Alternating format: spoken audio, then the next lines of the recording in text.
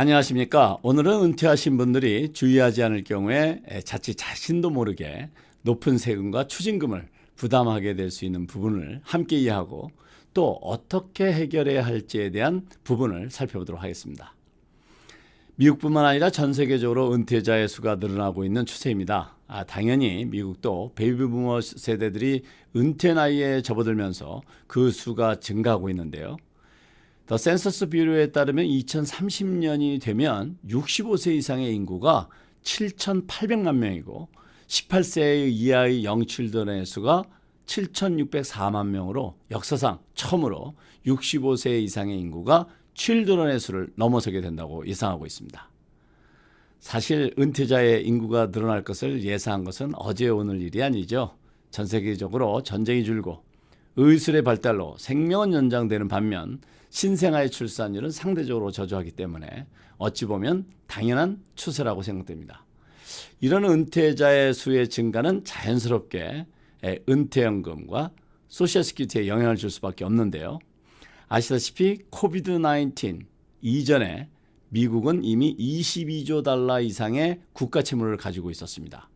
그리고 지난 2020년 3월에 통과된 2조 2천억 달러의 케어스 액트와 2021년 3월 1조 9천억 달러의 코로나 바이러스 구제 법안에 의해서 가속화된 미국 국가 채무는 코비드 이전의 22조 달러 채무에 코비드-19 구제안으로 6조 달러의 추가 채무가 발생하게 되어서 현재 28조 달러가 넘습니다. 우리가 일반 가정에도 빚이 많게 되면 이를 갚기 위해서 열심히 일해서 번 돈으로 갚아나가야 하는 것처럼 국가도 이런 엄청난 재물을 해결하기 위해서는 국가 수입의 주요 재원인 세금 인상 카드를 만작거릴 수밖에 없습니다. 설상가상으로 30조 달러 이상의 은퇴 계좌에 지출을 해야 하는 상황이기도 합니다. 이런 국가의 재정 상황을 볼 때 정부에서는 앞서 말씀드렸던 것처럼 세금 카드를 자꾸 쳐다볼 수밖에 없습니다. 이런 상황을 은퇴자들이 잘 이해하고 미리 잘 대처하지 않으면 소중한 은퇴 자금이 자칫 자신도 모르게 세금으로 솔솔 빠져나갈 수 있다는 점을 유의하시겠습니다. 그래서 오늘은 은퇴자들이 자신들도 모르게 빠질 수 있는 세 가지의 세금 함정에 대해서 함께 이해해 보도록 하겠습니다. 첫 번째는 Retired Minimum Distribution입니다. 다시 말해서 최저 은퇴연금 인출금 규정이라고 말씀드릴 수가 있겠는데요. 영어 약자로는 RMD라고도 표현하고 있습니다. 이것은 72세가 되면 IRA와 같은 은퇴연금 계좌를 통해서 불입했던 은퇴연금을 의무적으로 인출해야 하는 최저 금액을 정한 것으로 연방국세청 IRS에서 집행하는 세법 규정입니다. 이를 지키지 않게 되면 벌금이 부과가 되고 또 어떻게 인출하느냐에 따라서 세금의 크기가 달라질 수 있기 때문에 은퇴자들의 경우에는 이 부분에 대한 충분한 이해가 중요합니다. 이 RMD는 은퇴연금 최근 잔액에서 연방국세청에서 정한 Lifetime Expectancy Factor로 나누는 방법으로 계산이 됩니다. 이 Lifetime Expectancy Factor라는 것은 생존 기대치를 말하는 것으로 연방국세청에서 제공하는 IRS Uniform Lifetime 테이블을 기준으로 싱글인지 부부인지 그리고 부부간 연령차가 10년 이상인지 여부에 따라서 약간의 차등 적용이 되게 됩니다. 이 RMD는 앞서 말씀드렸던 것처럼 72세부터 인출을 시작해야 되는데요. 이것을 놓칠 경우 연방국세청 IRS에서는 인출했어야 하는 금액에 대해서 최대 50%까지 벌금을 부과할 수 있습니다. 이 벌금은 내가 부담해야 할 세금에 추가로 더 부담해야 하는 것이기 때문에 매우 엄한 벌금이라는 점을 간과해서는 안 되겠습니다. 이 RMD가 적용되는 은퇴연금은 트래디셔널 IRA를 비롯해서 SEP IRA, Rollover IRA, 그리고 Simple IRA 이런 것이 모두 포함되고 대부분의 401k나 403b 같은 프로그램들도 모두 해당이 됩니다. 그리고 이 규정에 의하면 매년 인출해야 하는 금액이 증가하게 되어 있고 또 이렇게 인출한 금액은 우리가 급여를 받거나 비즈니스에서 버는 소득에 대해서 부과되는 일반 세율, 즉 오리지널 인컴 텍스 레이트이 적용된다는 점 또한 유념하셔야겠습니다. 뿐만 아니라 이런 인출 금액의 크기에 따라서 사회보장국으로부터 받는 소셜 시큐리티에 대해서도 세금이 부과될 수 있다는 점 역시 간과해서는 안 되겠습니다. 두 번째는 소셜 시큐리티에 대한 세금 부담 가능성입니다. 은퇴 후 소셜 시큐리티 어드미니스트레이션, 즉 사회보장국으로부터 받는 소셜 시큐리티 베네핏은 기본적으로 면세입니다. 따라서 다른 소득이 없다면 세금 부담이 없습니다. 그러나 어떤 소득이 있게 되면 그 크기에 따라서 이 소셜 시큐리티 베네핏에 대해서 세금이 부과될 수 있습니다.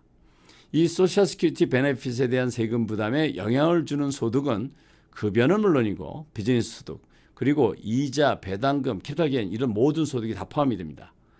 결국은 앞서 설명드렸던 IRA 등 은퇴연금을 수령하게 되면 이 역시 과세 소득이기 때문에 내가 받은 소셜 시큐리티 베네핏에 대한 과세 여부에 중요한 영향을 줄 수도 있다는 사실입니다. 한 가지 예를 들어 보겠습니다. 은퇴한 김 씨 부부는 소셜 시큐리티 베네핏을 연 4만 달러를 받고 있다고 하면 이 소셜 시큐리티 베네핏의 반인 2만 달러가 세금 계산 대상으로 분류가 됩니다. 이 2만 달러는 다른 모든 소득과 함께 계산이 되게 되는데요. 이렇게 합산된 금액이 부부의 경우 4만 4천 달러가 넘는다면 소셜 시큐리티 베네핏의 최대 85%가 과세 대상이 될 수 있습니다.